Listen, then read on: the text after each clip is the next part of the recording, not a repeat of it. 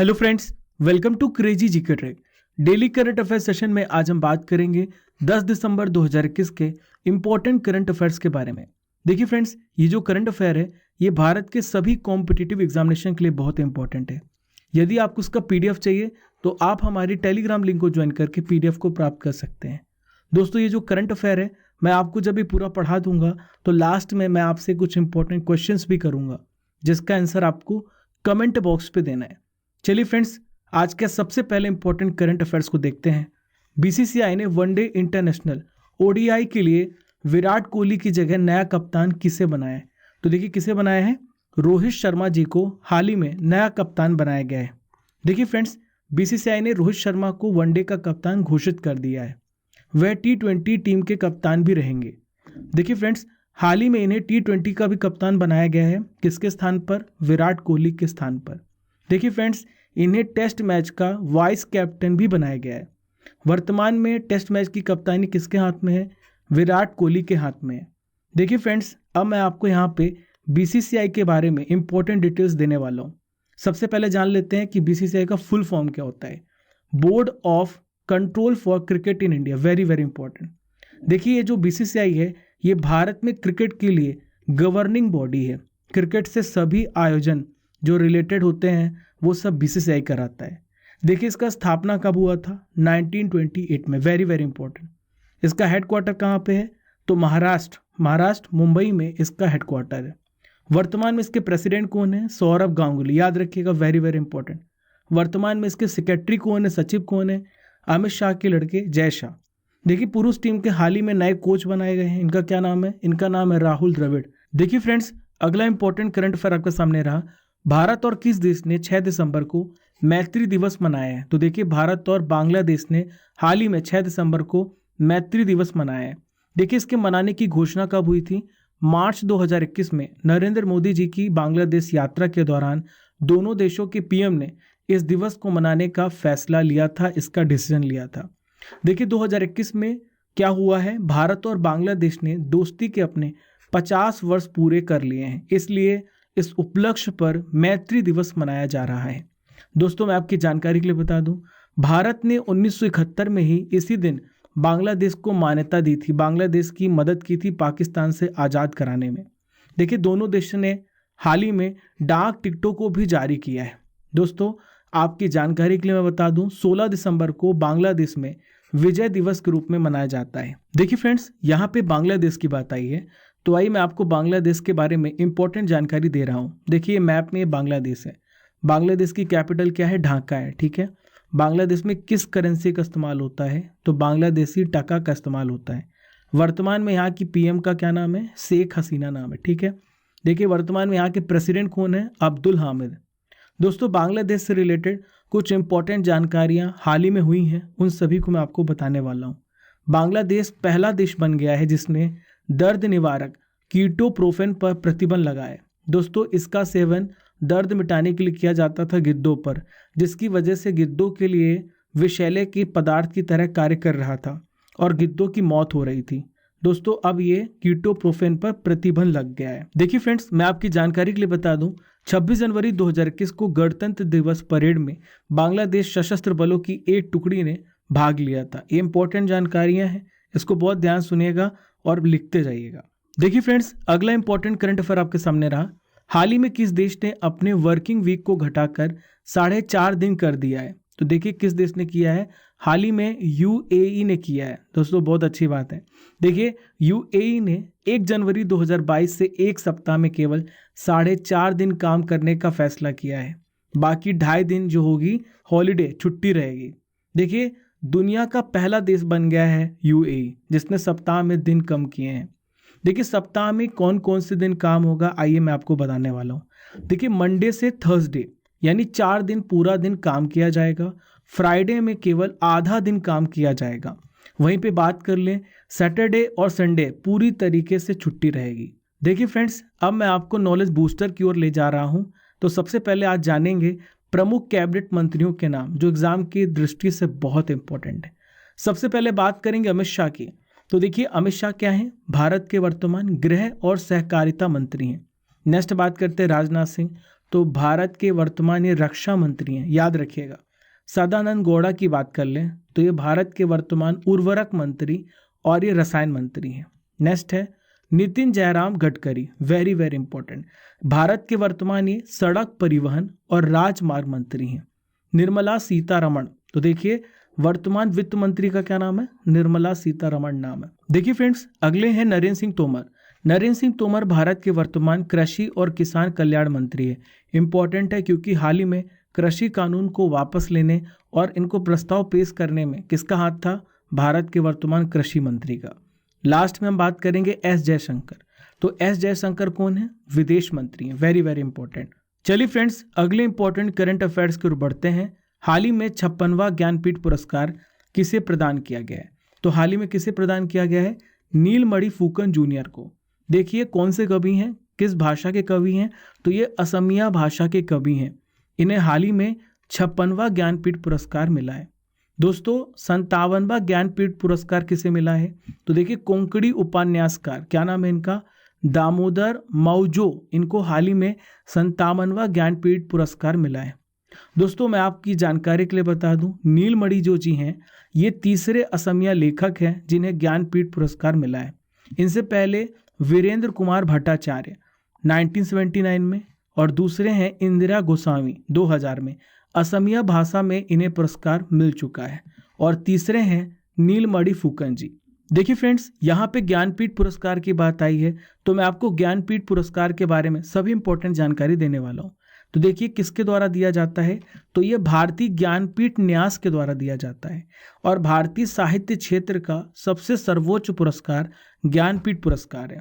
देखिए कौन सा व्यक्ति इसे प्राप्त कर सकता है, तो भारत का कोई भी नागरिक जो 8वीं अनुसूची 8वीं शेड्यूल में बताई गई 22 भाषाओं में किसी भी भाषा में लिखता हो, वो इस पुरस्कार को प्राप्त करने का हकदार है। दोस्तों पहला ज्ञानपीठ पुरस्कार किसे मिला था, वेरी वेरी इंपॉर्टेंट, 1965 में मलयालम लेखक, क्या नाम है इनका, जी शंकर कुरूप, वेरी वेरी इंपॉर्टेंट। तो पहला पुरस्कार इन्हें प्रदान किया गया था। यानी ज्ञानपीठ पुरस्कार की स्थापना कब हुई थी आपसे पूछा जाए तो 1965 में। देखिए फ्रेंड्स, मैं आपकी जानकारी के लिए बता दूं, अमिताभ घोष को 54th ज्ञानपीठ पुरस्कार से सम्मानित किया गया है।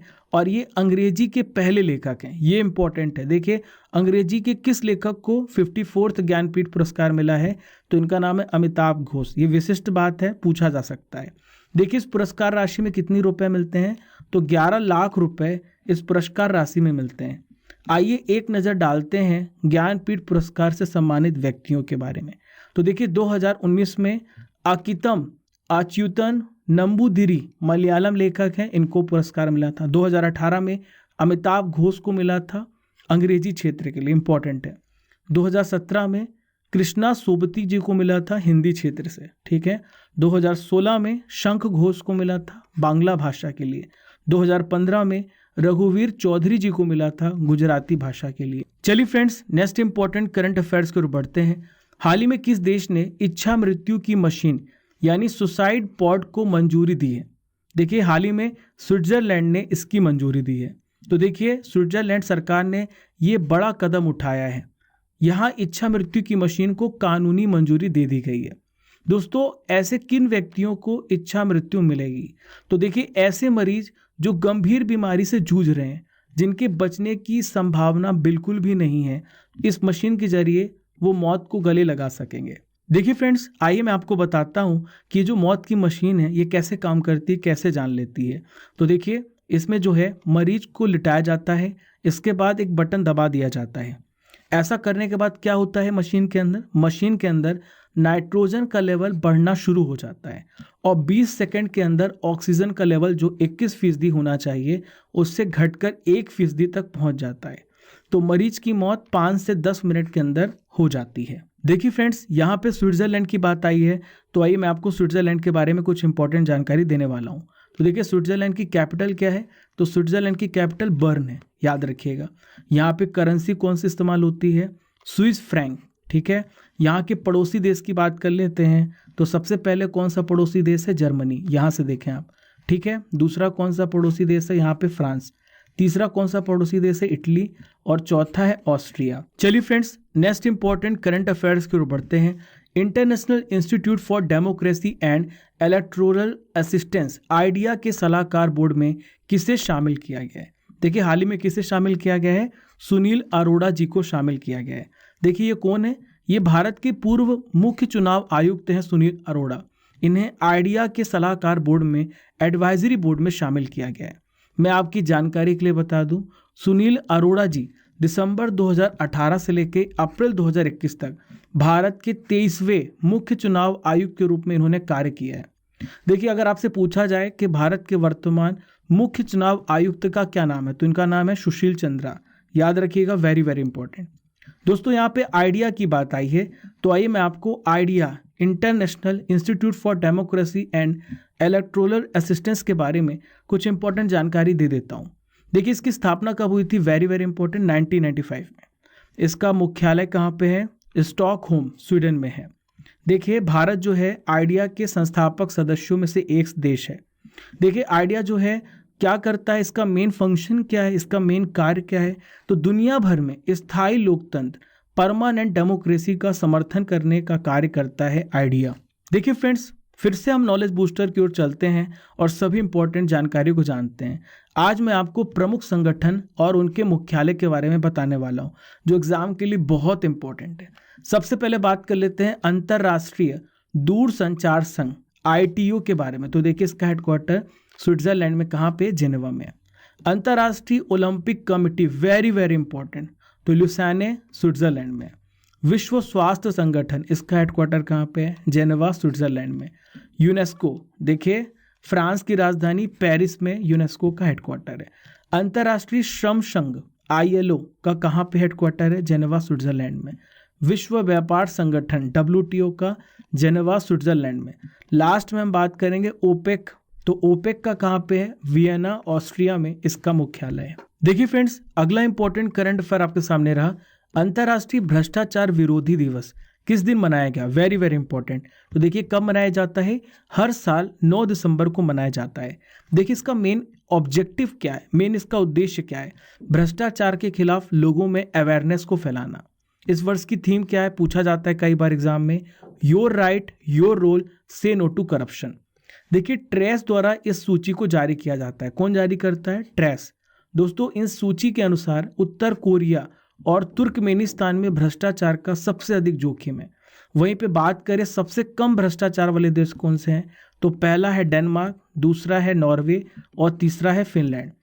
देखिए फ्रेंड्स, अब मैं आपको 2021 के ट्रेस द्वारा वैश्विक रिश्वत जोखिम रैंकिंग जो जारी की गई है उसके बारे में मैं आपको सारी इंपॉर्टेंट जानकारी देने वाला हूँ।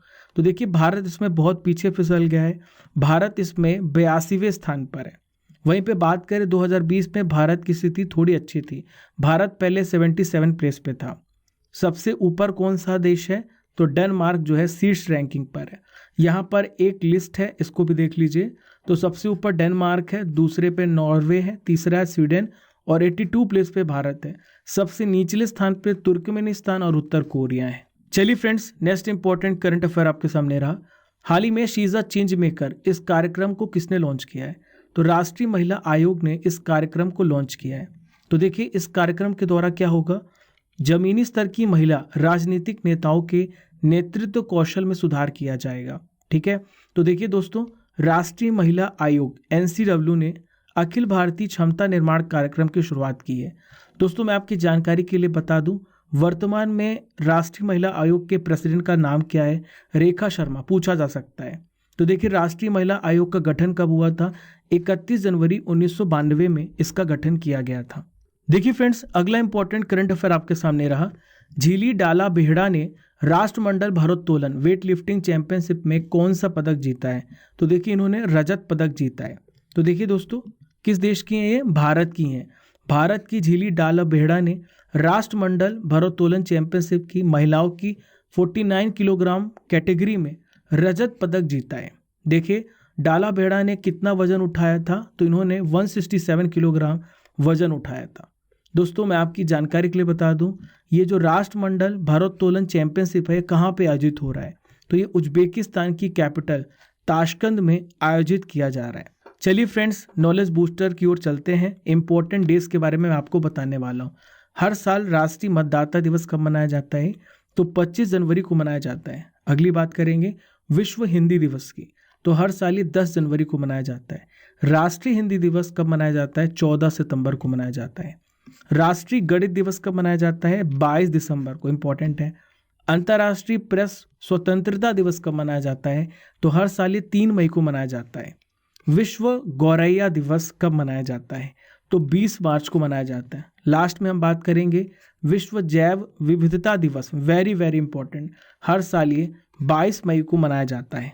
देखिए फ्रेंड्स, आज का आखिरी इंपॉर्टेंट करंट अफेयर आपके सामने रहा। अरब देशों को फूड एक्सपोर्ट का सामान निर्यात के मामले में वर्ष 2020 में भारत कौन से स्थान पे पहुंच गया है? तो देखिए, भारत इसमें पहले स्थान पे पहुंच गया है। दोस्तों, मैं आपकी जानकारी के लिए बता दूं, भारत ने लगभग 15 साल बाद किसको पीछे छोड़ दिया है? ब्राजील को पीछे छोड़कर पहला स्थान हासिल कर लिया है। देखिए, ये रिपोर्ट जो है किसके द्वारा जारी की गई है?